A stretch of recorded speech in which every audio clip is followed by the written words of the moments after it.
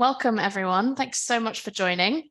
Thanks for joining this webinar on the squeezed middle, helping low and middle income households to benefit from net zero. My name's Heather. I'm a senior policy analyst at Green Alliance. And for those who don't know, we're a charity and think tank pushing for ambitious environmental policy in the UK. I'm super excited to be chairing this event today. I think it's incredibly topical with the ongoing cost of living crisis that we know is impacting everybody's ability to spend on the net zero transition. So our event today is going to be drawing on Green Alliance report called Locked Out, helping low and middle income households to benefit from net zero. We all know we need to transition to net zero as a society, but not everybody is impacted by that transition equally. It depends where you live, what your occupation is, how well off you are, and some groups are more vulnerable than others.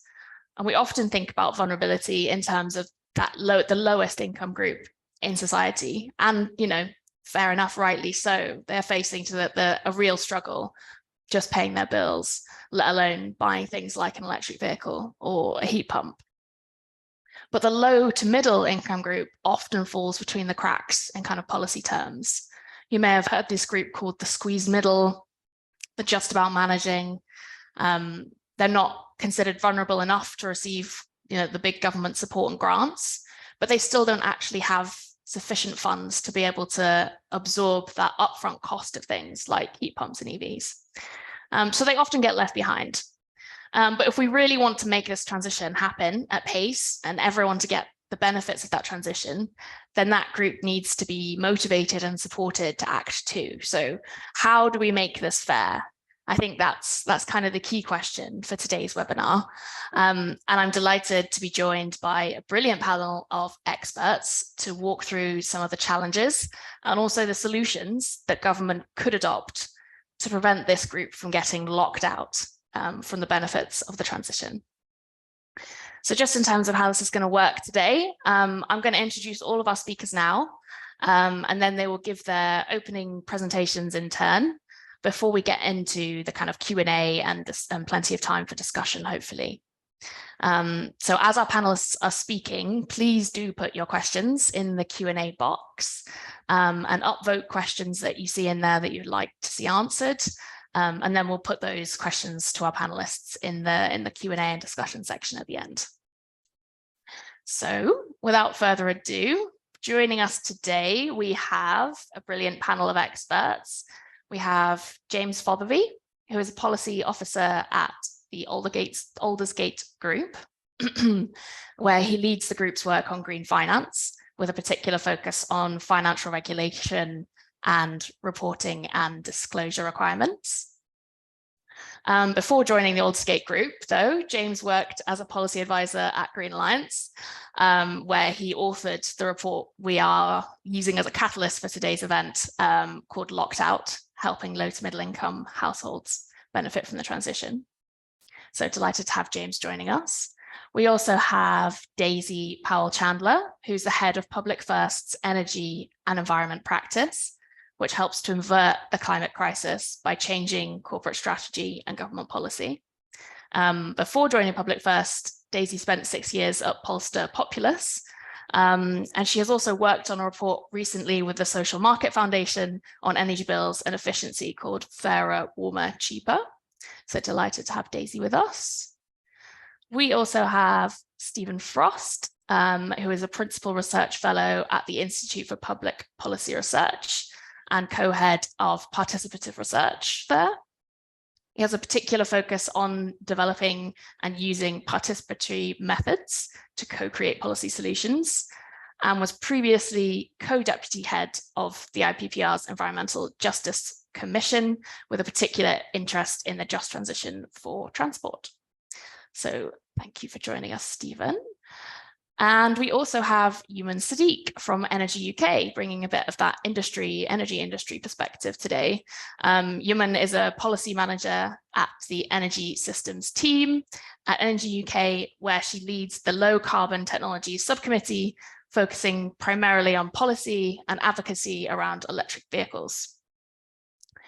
So, delighted to have everyone joining us today for this panel discussion. And without further ado, I will pass over to James Fotherby, who is going to give us the first presentation outlining some of the findings from his report, Locked Out. James. Thank you very much, Heather, and good afternoon, everyone. It's really great to be here. And as Heather mentioned, I have got two hats on today. So I used to work at Green Alliance and I co-authored the Locked Out report, which I'll be presenting on. I currently work at the Aldersgate Group. We're a cross-economy business organization driving action for a sustainable and competitive economy. So in the first 10 minutes, I'm going to give you a whistle-stop tour of the Locked Out report. So I'm just going to share my screen quickly.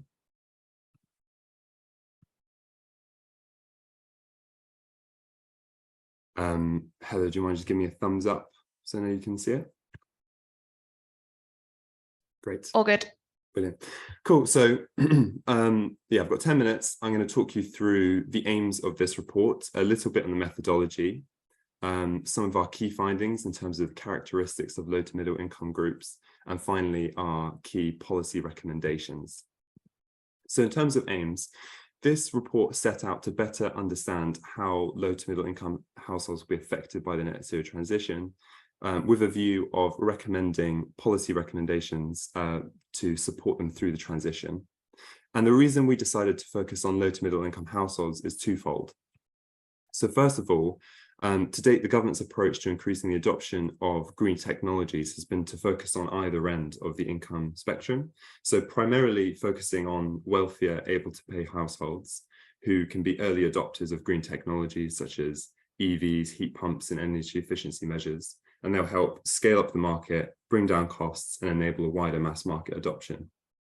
So these households have been benefiting from subsidies and grants. And to a lesser extent, the government has also been supporting the least able to pay, the poorest households, through state support schemes like the Energy Company Obligation or the Social Housing Decarbonisation Fund. But there's this big policy gap in the middle, that is low to middle income households.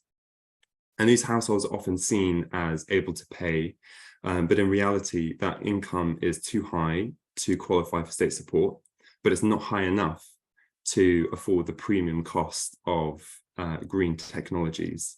And at the same time, low to middle income households are both politically and economically important. So as I'll go on to talk about in further detail, they are about 30.8% of working age adults.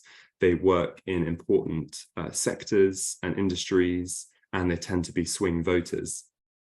And I think the real danger is that these households, which have low incomes and very little savings, are like the potential is that they could be late adopters of these technologies and could be missing out on years of financial savings, and potentially could be stuck on high polluting, costly technologies like petrol and diesel vehicles or gas boilers, which are really vulnerable to volatile price swings. So really, if this group is omitted, it could damage the public support for net zero and hold it back. But equally, if this group is included in public policy making, there could be real electoral dividends.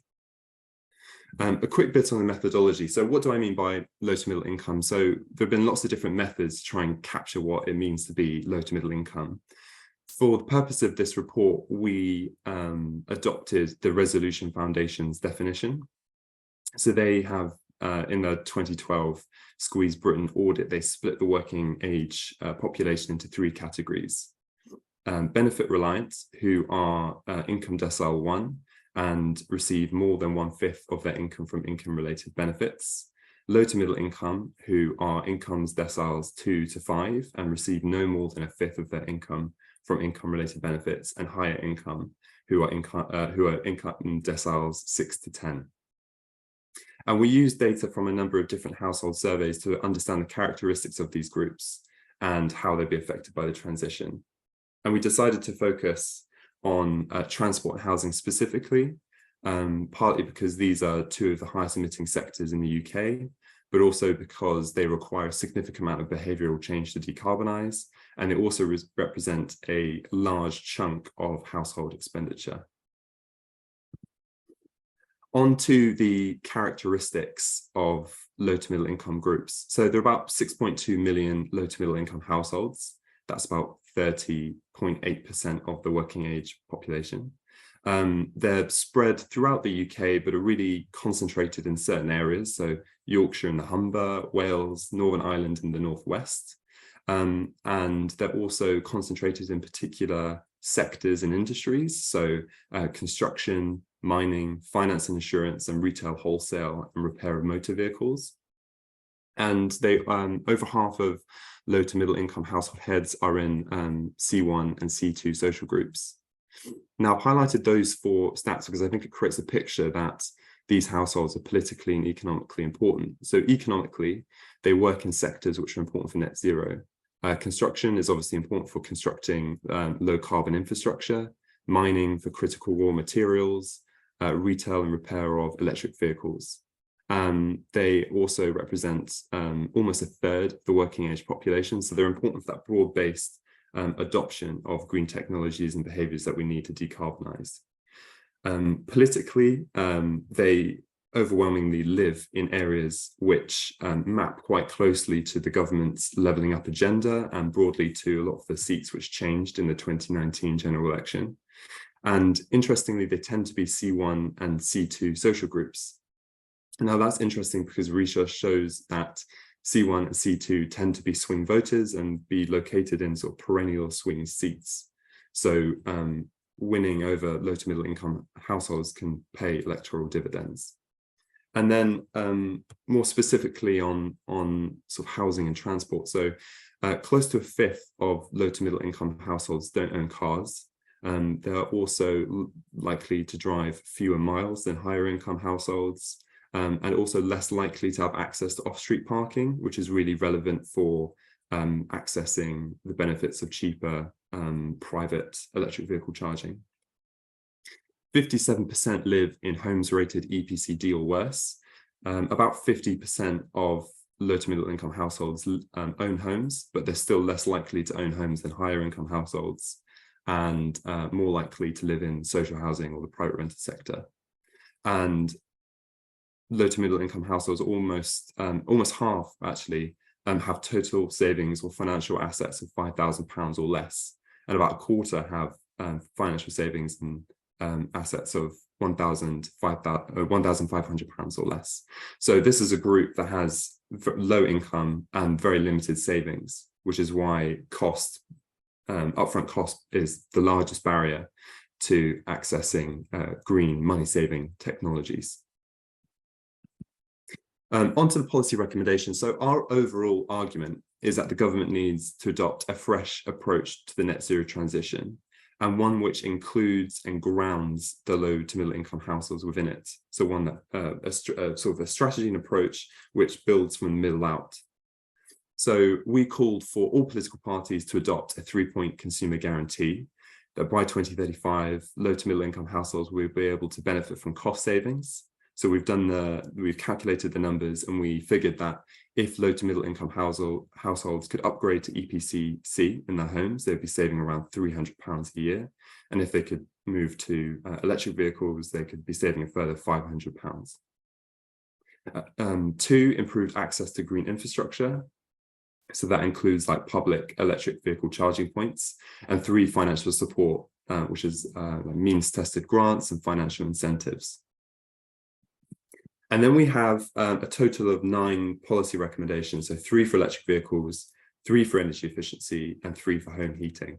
Now, unfortunately, I don't have time to go through each of these policy recommendations, but I'll just highlight a few which I think are particularly relevant for low to middle income households.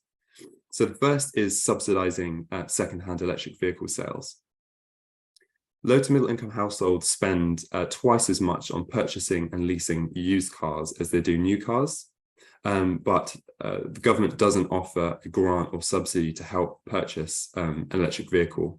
We used to have the plug-in car grant, but that closed in 2022. So we call on government to follow the example of other countries like the USA, which offers a used EV tax credit of $4,000 in the Inflation Reduction Act, or the example of France, who offers a €1,000 subsidy on a used EV, which can be used in combination with a car scrappage scheme subsidy. The next policy I wanted to flag is affordable retrofit through concessional loans. So as I mentioned earlier, these households have little disposable incomes and few savings. So being able to loan is more of an attractive offer.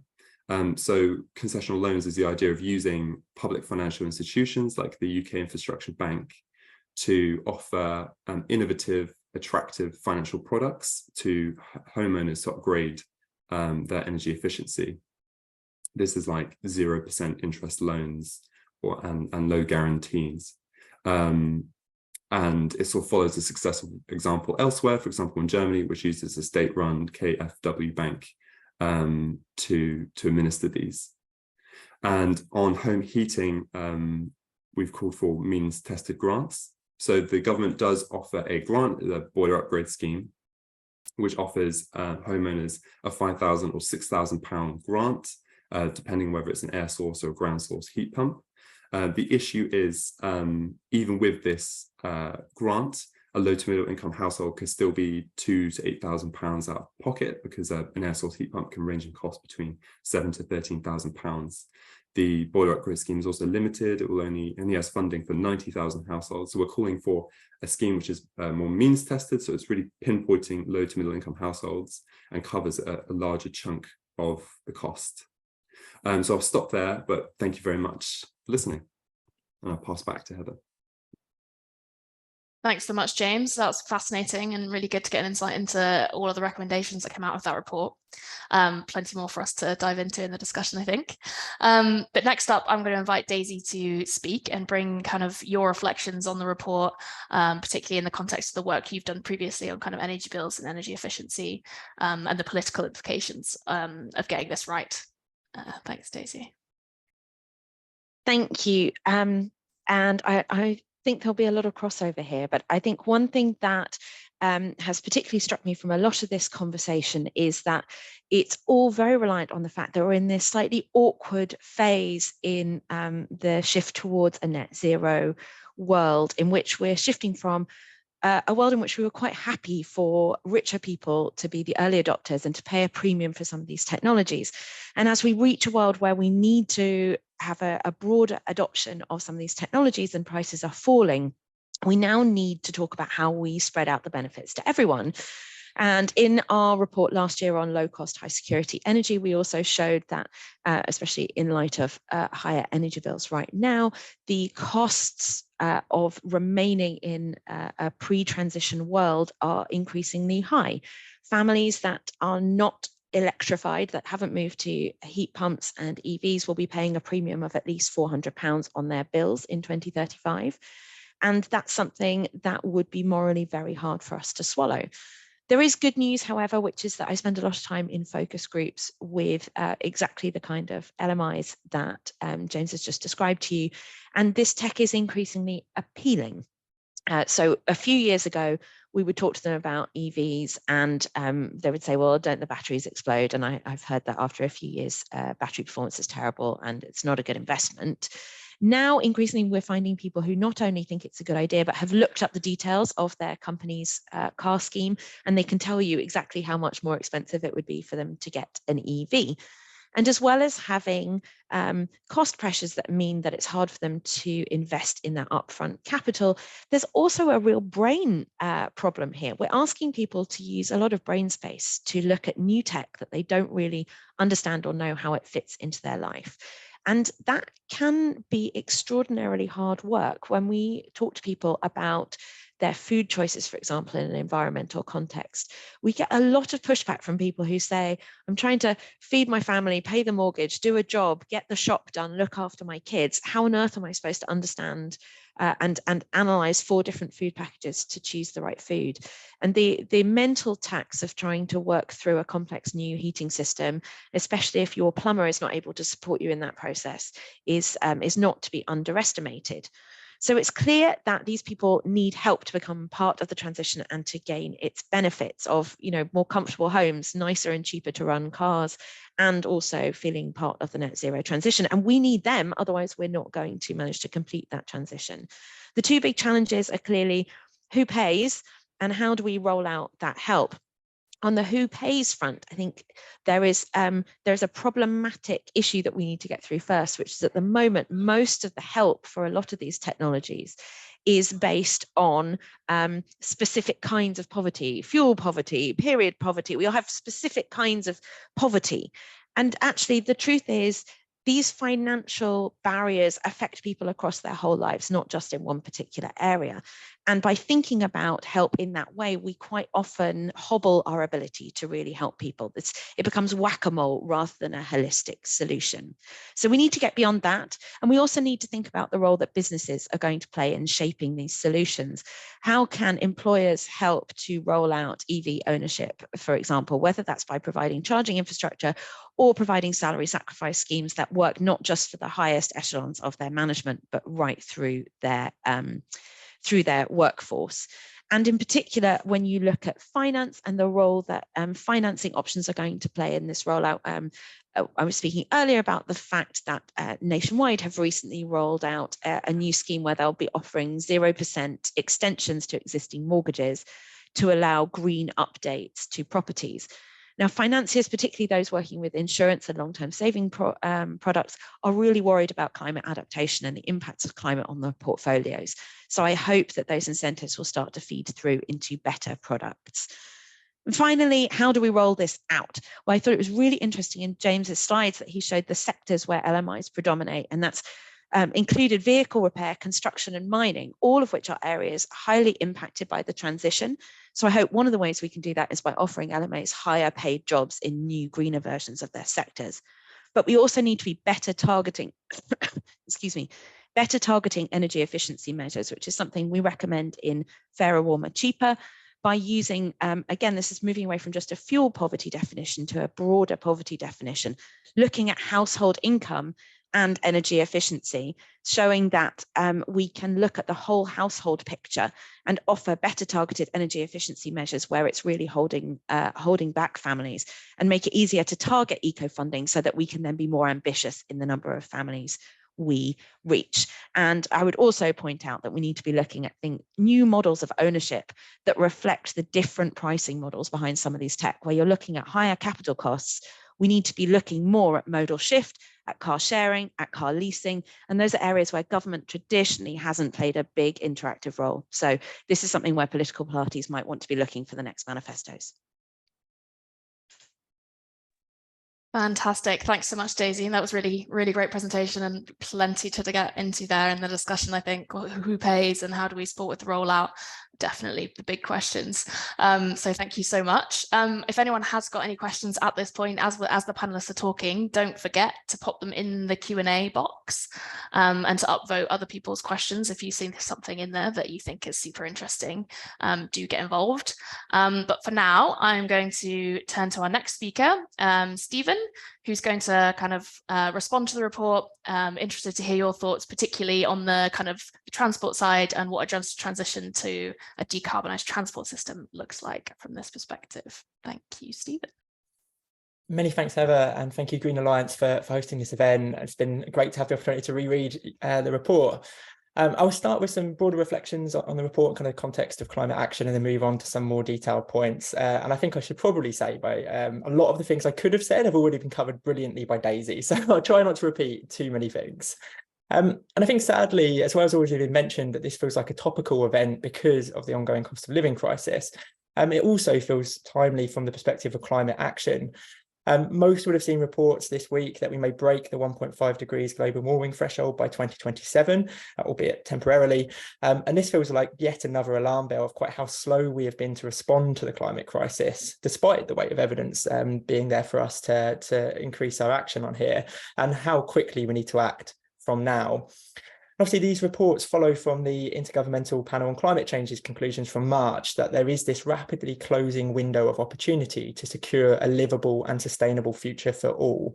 And I think the key word there, relevance to this discussion is opportunity, that yes, this is about securing a safe planet for us and future generations, but also about improving quality of life. And I think in the context of the UK, that means for those on low and middle incomes in particular.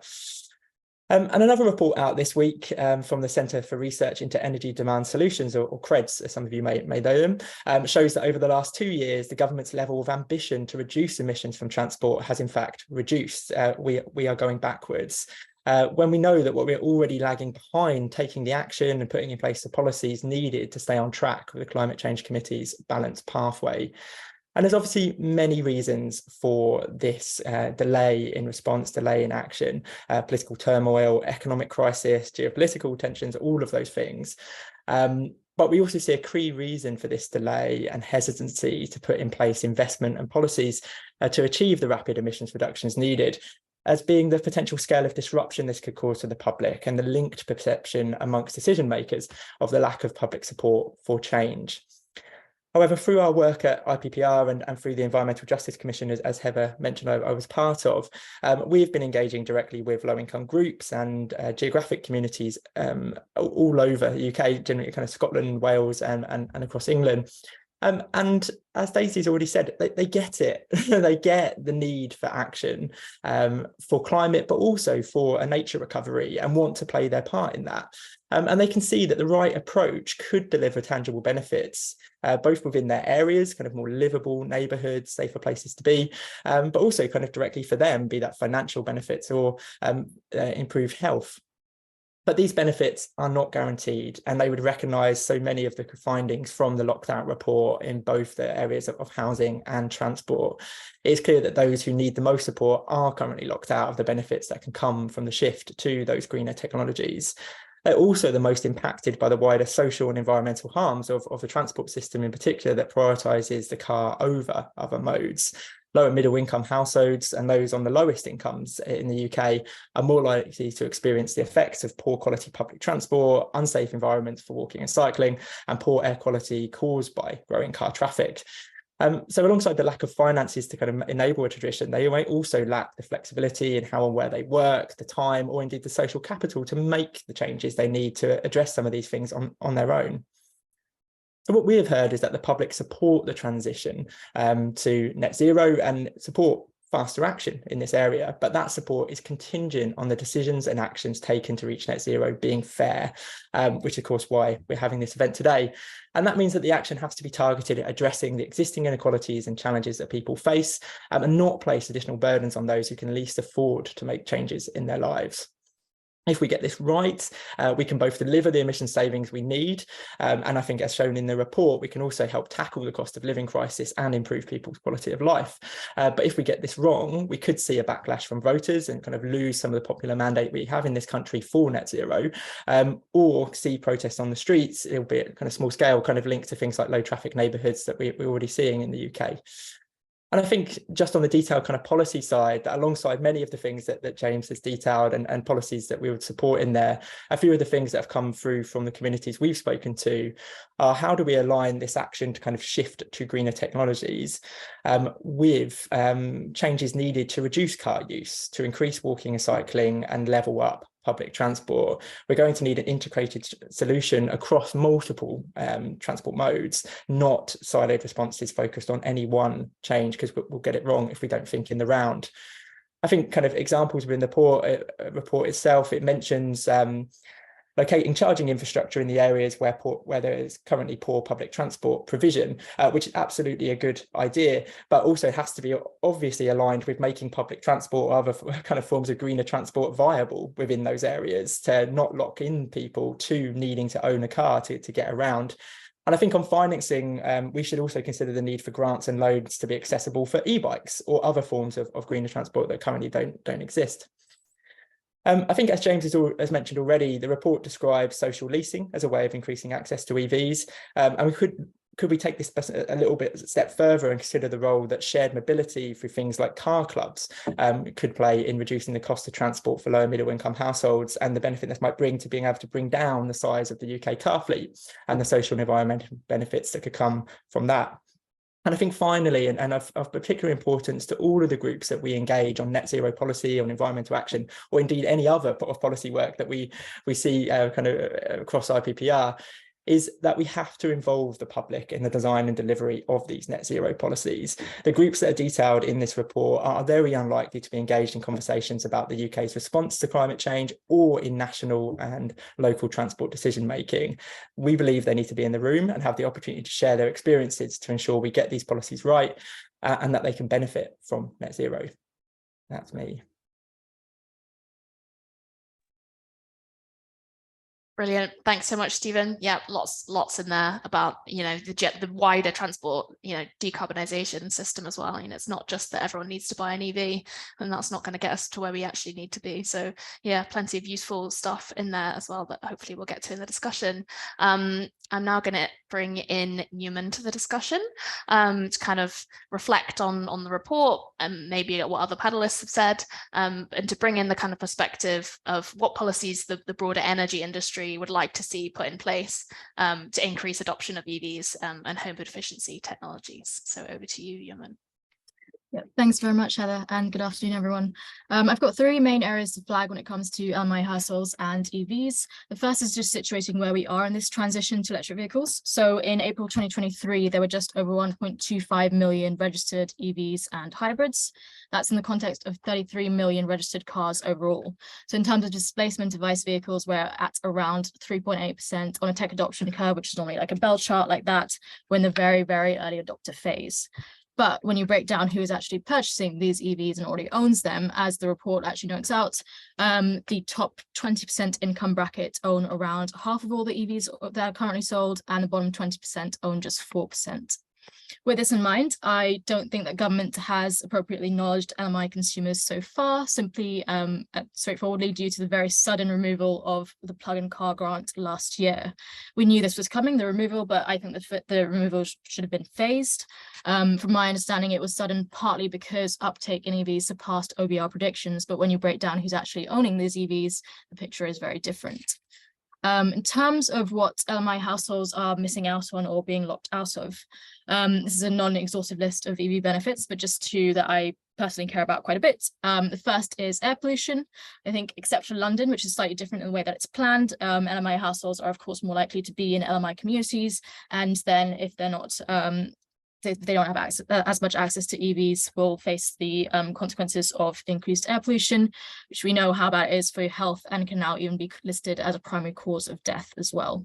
There's also cost savings. So the lifetime running costs of EVs are cheaper than the petrol and diesel counterparts. I think if you have access to off-street parking, it's around £700 less annually to a petrol car. And there's also the opportunity to save through smart EV charging, which is when you charge to when electricity energy in general is greener and cheaper. So a few months ago, the most engaged consumers with the Intelligent Octopus EV tariff saw max savings of up to £760 on their energy bill through smart charging. In terms of policy recommendations, I want to talk quickly about the ZEV mandate. I think if implemented correctly, this policy will stimulate supply of EVs, reducing cost for both the new and secondhand car markets, although I think a little bit later we'll touch on why further assistance may be needed in the secondhand market. I think clear policy design leads to ensures policy objectives are met, and currently government proposals are not that clear, so flexibilities need to be tightened. I'd also like to see manufacturers receive credits for making cars enabled with bidirectional charging ability in the ZEV mandates, that's vehicle to grid. I think this raises an interesting point on how on equity and new tech, which is constantly evolving.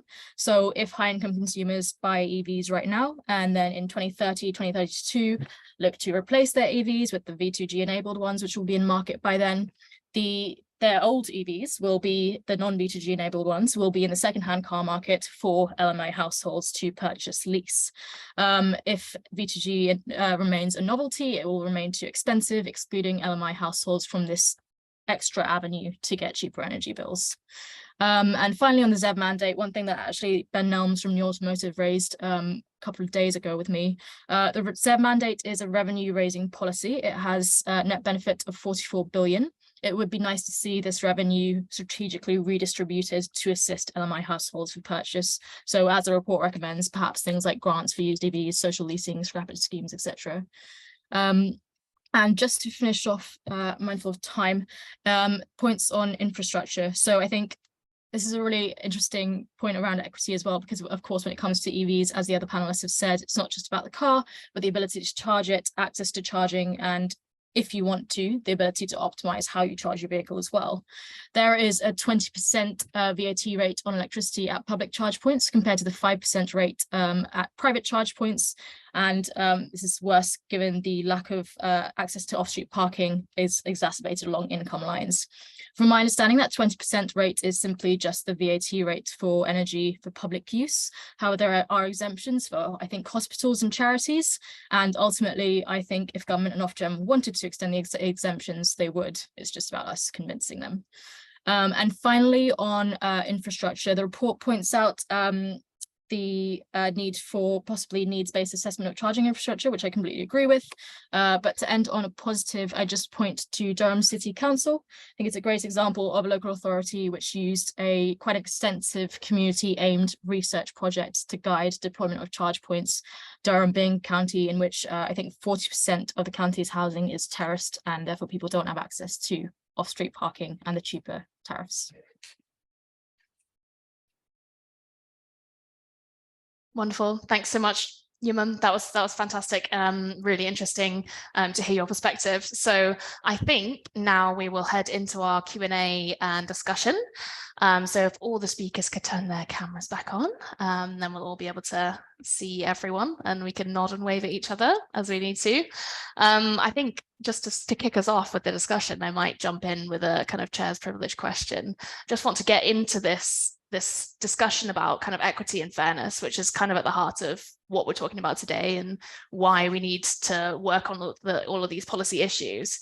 What do we really mean when we're talking about equity and fairness in the transition? And are we purely talking about the ability to pay for these new technologies? I mean, in James's presentation, you really highlighted that was the key problem with the LMI group, is that they struggle to pay for the technologies.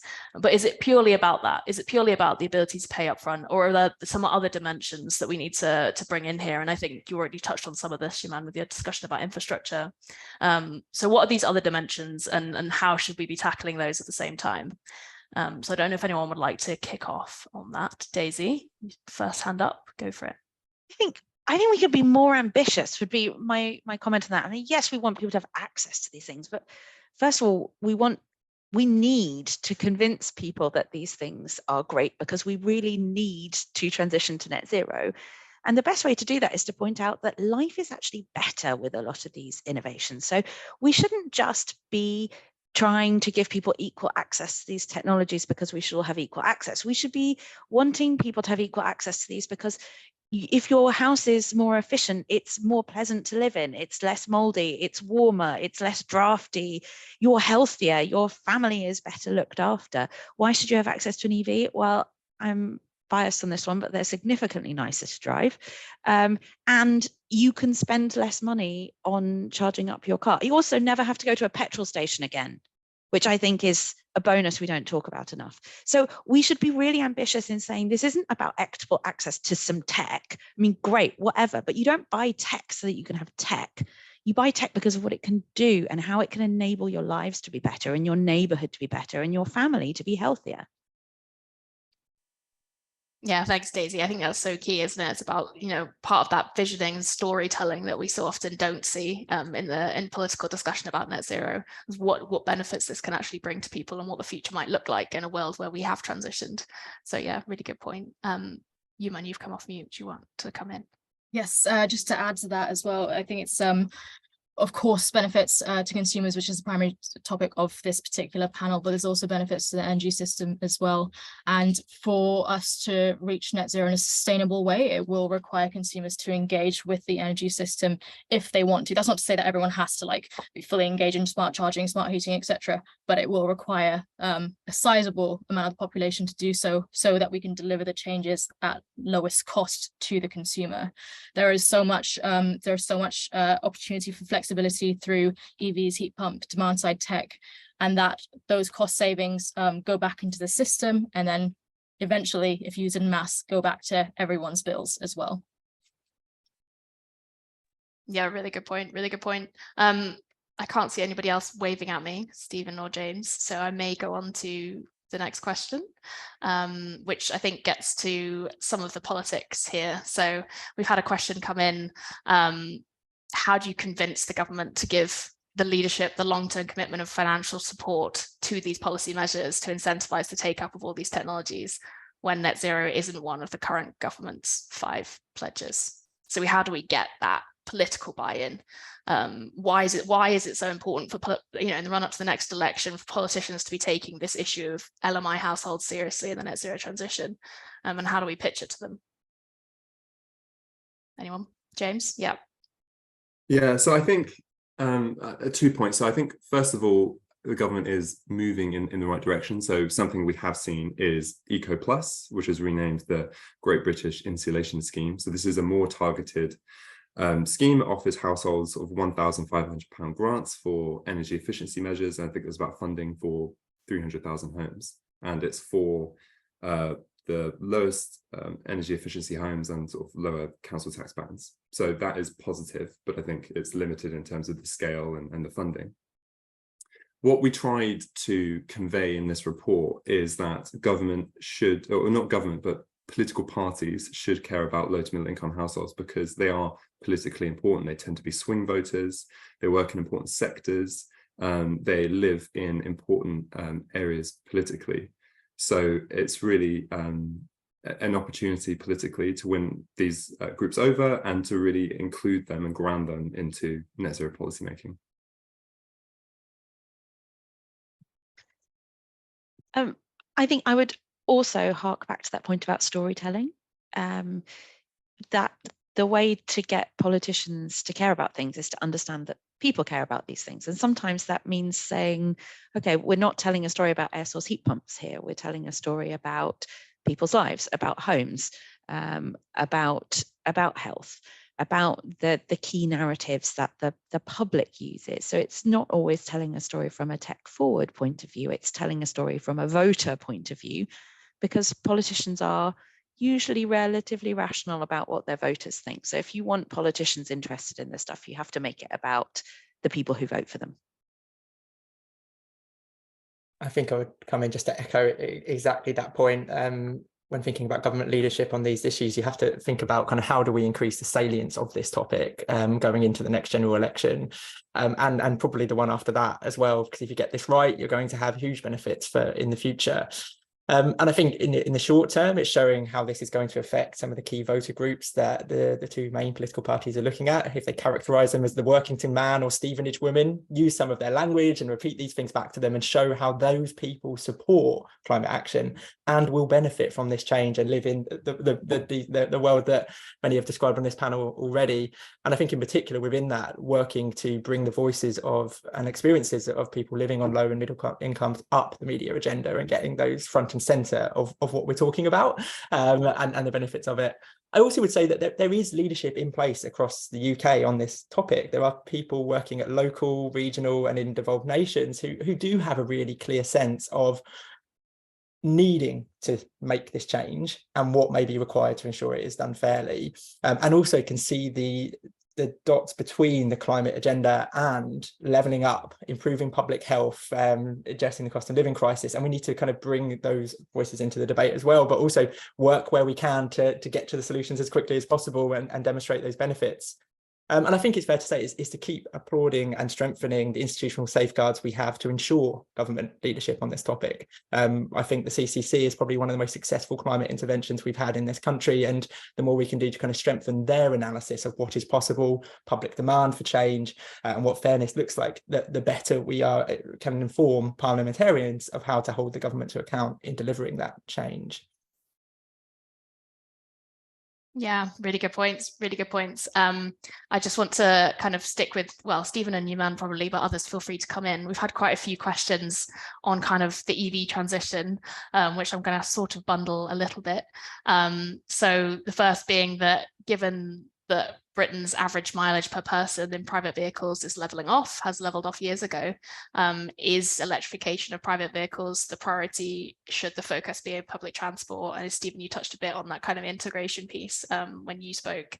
And then kind of related to that, is the key barrier with this EV stuff that people don't know how to get the most out of them, how to use them at lowest cost, get around the charging issues, get the most mileage out of them, lower cost charging schemes that might be available to them. So is there a kind of, is EVs the answer? Stephen, maybe you want to talk to that. And then if what the role that EVs do play, how do we make sure that people actually know how to run them at lowest cost and get the most benefit out of them in that sense?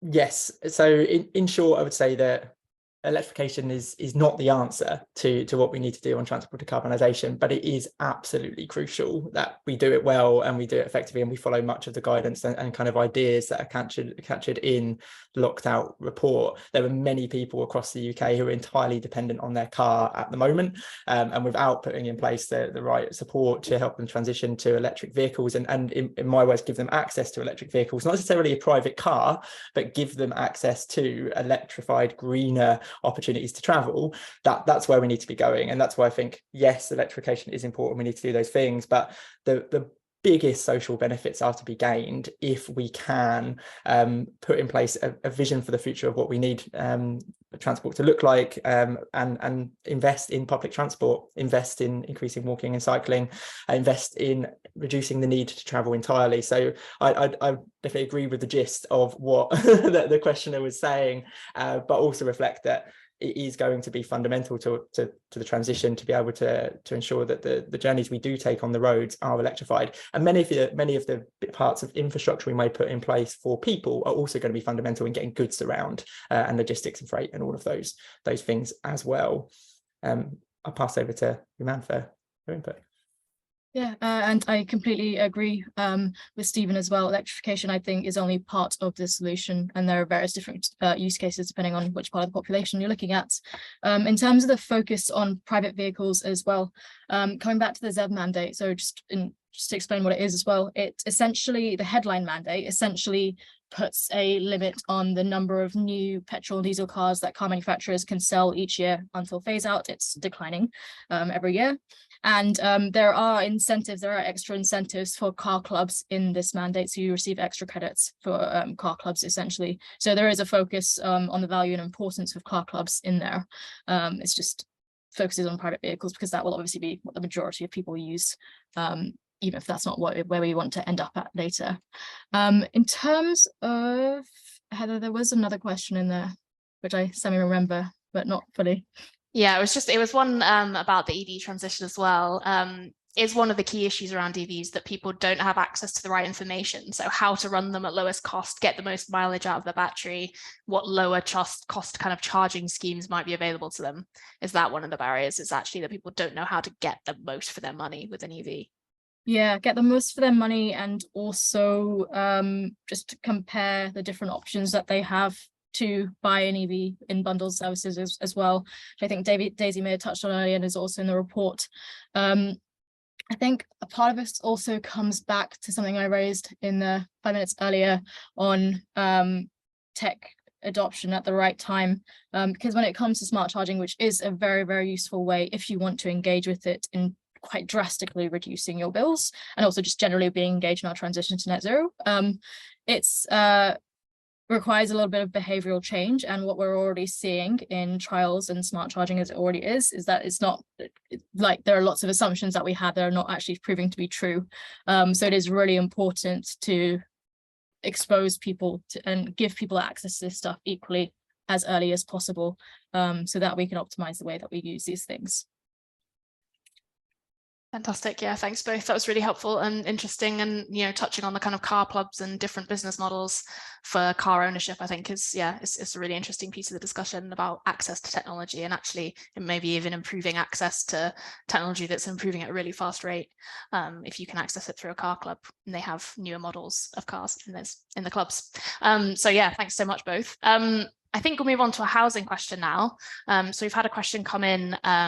Someone would be interested to hear the panelists' thoughts on the challenge of empowering LMI households to benefit from these energy efficiency measures, when often they're ones living in the private rental sector and may not be able to make those kinds of decisions about the properties they live in. So it's not that they need to have access to a finance that enables them to afford a heat pump, but that they need their landlords to be able to, or to be motivated to install heat pumps, and what the kind of challenges are there, and what the solutions might be. Anyone? Daisy?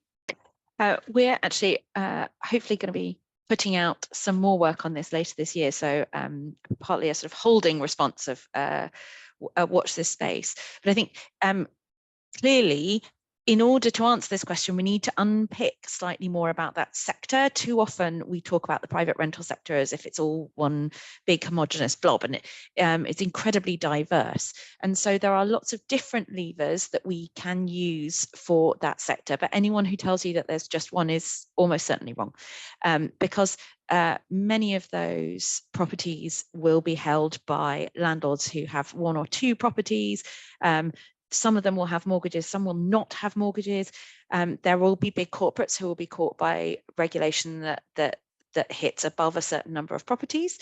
But we're going to need to use a lot of different levers. We're going to need to use market forces and give tenants more power to ask for this stuff.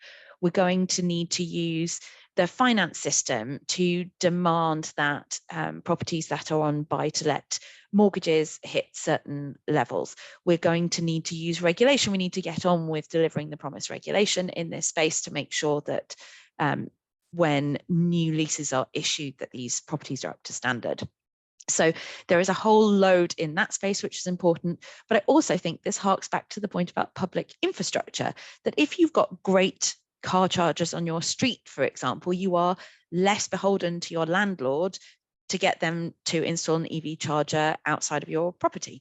So there are clear trade-offs here in the way those things interact. And I think one of the things we've talked a lot about kind of car sharing and that sort of shared infrastructure, but there's also, particularly in urban spaces, the possibility of creating, for example, ground source heat as a service, so that actually the barrier is lowered for individual households to take part. And I can see that being something that might therefore lower barriers to landlords and tenants taking part in those kinds of heating switchovers. But at the moment, I mean, we're really struggling to even get smart meters out into them. So I feel like we need to get the basics done first and accept this isn't a homogenous sector. Yeah, really good point. Really good points. Thanks, Daisy. We're kind of coming towards the end. I wanted to bring in just a quick question to James, particularly about kind of the role of business in this, given your kind of Aldersgate Group hat, one-off hats today. I'd be particularly interested to hear your kind of thoughts on the role of business. We already heard businesses like Nationwide are starting to offer kind of innovative financial products, but what support do they need to see from government? Slash, you know, what can they government provide alongside what businesses are able to provide in order to kind of further the transition?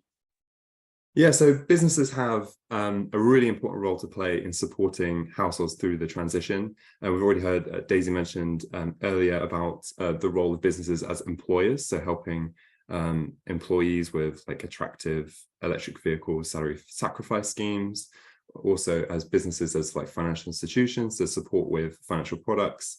And also, I mean, businesses, a really key role they have to play is in improving the accessibility and affordability of green technologies. And what we hear from our business members is what they need from government is a really clear policy and regulatory landscape so that they can plan and invest and they can help scale up markets and bring down costs. So on the policy side, I think businesses have been stung in the past by sort of stop-start policies. So in the energy efficiency space, we've had several successive national retrofit policies which haven't worked. So the Green Deal, then the Green Homes Grant, which was axed after 6 months, and it's damaging confidence and doesn't allow businesses to plan, to sort of scale up their supply chains and to invest in skills. And so in that space, something like a minimum energy efficiency standard regulation, so that could be like EPCC by 2030 at the point of sale, would really help create private sector demand for energy efficiency measures. On the regulatory space, our business members, and we put out a report on this last year, tell us that something which is really lacking is regulatory product standards, like on materials used and repairability and embedded carbon. And because of the lack of regulation, there's an unlevel playing field. So a business could produce a new product which is low carbon, but it's undercut by higher carbon, cheaper imports. So there needs to be sort of level playing field provided by regulation. And then on an international context, I think in autumn, when the government issues its response to IRA, we really need to see the government issuing that sort of policy and regulatory certainty. And then just a point I think we should mention earlier is we really need a holistic response. So it's not just demand side policies, but we also need supply side. So if homes are going to be electrifying, we're going to have a huge amount of heat pumps being installed. We also need to figure out grid capacity issues, and we need new grid connections. And if we're going to be installing a load of electric vehicle charge points and heat pumps, we also need the skills and the workforce. So we really need a holistic approach. But chiefly, I think what business need is sort of policy and regulatory certainty. Thanks, James. Yeah, really interesting. And I think one of the things we've sort of lightly touched on today, but it hasn't come up massively, is that one of the major things that need in order for people to feel the benefits of these electrification technologies is going to be dealing with the electrical, like the grid for starters, but also with the relative price of electricity and gas, and separating those two out so that people really do see the benefits of cheap renewables in their heat pumps and in their EV charging costs. But so we are kind of running out of time. So really, really quickly, just 30 seconds kind of closing marks from each panelists, if you don't mind. Starter question, catalyst, you can choose to ignore. What's the one thing you would like to see government do to support this LMI households support? So we'll go in the order of speakers. So we'll start with James, really quick. No pressure. What I'd like to see, I'd like to see the government sort of speaking in the language, so really conveying to households how they can benefit from net zero, how it will be beneficial for their families, and speaking that language of fairness. I think that's really important. I think one of my takeaways from this webinar, I think Daisy mentioned earlier, was the idea of brain space, and I think there really needs to be concerted effort around information and really bring people along on the net zero transition. Thanks so much, James. Fantastic. Daisy. So hard to choose one, but I am going to say, as we shift to a world where technologies are very capital intensive, but the revenue model is cheaper, the government's going to really need to change how it thinks about helping people. And we're going to have to think much more about capital help rather than revenue help to reflect that. So I would say a shift in thinking around financing models across the board. Nice, big one. Thanks so much, Daisy. And Stephen. It's a massive question. I think the one thing I'd pick on transport decarbonisation with relevance across LMAs and LMIs and beyond is to actually set out a strategy that will deliver the emission savings we know are needed, and ensure that the public are involved in shaping the future of what the transport system will look like in the UK, and dealing with some of the questions we've heard today about the balance of the role of the car versus where we want to get to with public transport, shared mobility and active travel. Fantastic. Thanks, Stephen. And Yuman. Just a general call for coordination and the need to get on with it as well. There are things that government can do besides direct intervention to increase coordination and responsibility, things like local area energy plans, the statutory duty. We're waiting on a statutory duty for local authorities to plan and deliver charging infrastructure. It was consulted upon 2 years ago, and we're still waiting. That would be a very good start to then go into best practice, etc., community engagement. Wonderful. Thank you all so much. So big calls there for like cross-government coordination and changing of mindsets and actually getting on and delivering the policy and the emission savings we need to see. So lots for government to be getting on with. If there's anyone in the government listening, that's your task list. Just remains for me to say a massive thank you to all of our panelists today. You've all been fantastic and contribute so much to the discussion. So thank you all so much. And to our audience for joining us and submitting so many thought-provoking questions. Hopefully you got some good answers, and we'll have a look at the questions after the webinar as well and see if there's anything further that speakers would like to respond to. So thank you all very, very much. And Thanks for joining, and I hope you have a lovely rest of your day.